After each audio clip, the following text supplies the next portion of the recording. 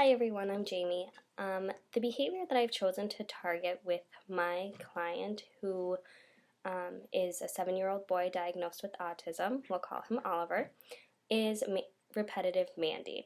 I've chosen to define repetitive manding as any time Oliver makes a request using one or more word.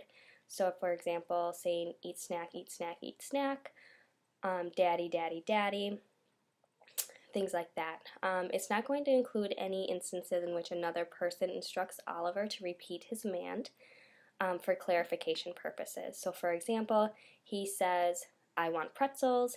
His mom then says, do you want the pretzels, Oliver? He responds by saying, I want pretzels.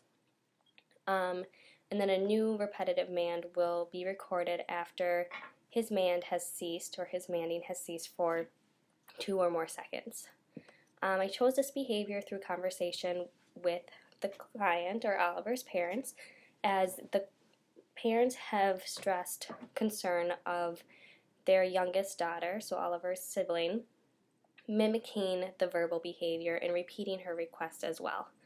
The procedure that I will be implementing in natural or contrived situations, Oliver will make a request by repetitive commanding, or using a repetitive command.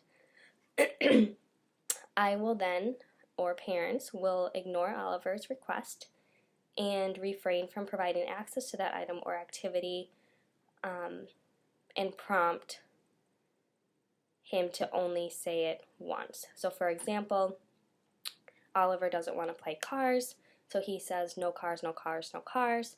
Prior to giving him the okay to transition to a new activity, we would say, we're going to try that again, say no cars, and see if we can get him to say his command only one time. Should he respond appropriately and repeat our prompt and command only once, he will, or I or the parents will then fulfill his request to the best of our ability.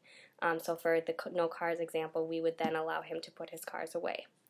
Should he respond incorrectly or not at all to the prompt provided, or engage in maladaptive behaviors that I have previously defined, I will continue to withhold access from the item or activity and provide corrective feedback. So by saying, you only need to say it once, Oliver, say no cars, and repeat my prompt up to 2 times before providing access to engaging in a new activity or whatever he may be requesting for.